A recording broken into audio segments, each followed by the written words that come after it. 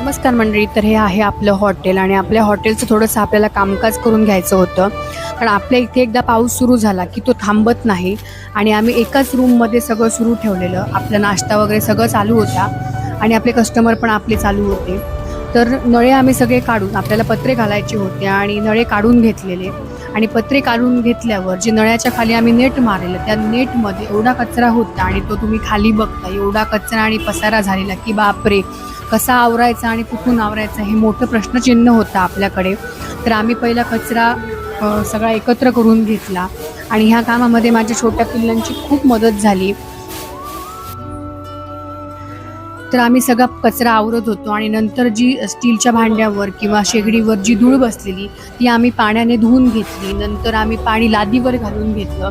तर पुढच्या व्लॉगमध्ये मी हॉटेल कसं आवरलं हे तुम्हाला मी नक्की दाखवते, तेव्हा पुढचा व्लॉग नक्की बघा.